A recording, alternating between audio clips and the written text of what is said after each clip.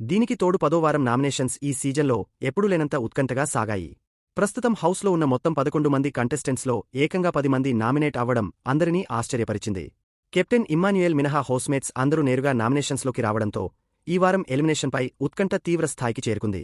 తనూజ పుట్టస్వామి, ధీమాన్ పవన్, భరణి శంకర్, దివ్యనిఖిత, రీతూ చౌదరి, గౌరవ్ గుప్తా, సంజనా గల్రాని, కళ్యాణ్ పదాల, నిఖిల్ నాయర్, సుమన్ శెట్టి ఈ వారం నామినేషన్స్లో కొనసాగుతున్నారు.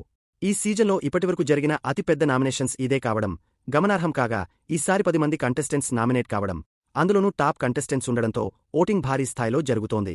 Latest social media voting trends ప్రకారం పడాల కళ్యాణ్ టాప్ ప్లేస్లో కొనసాగుతున్నాడు.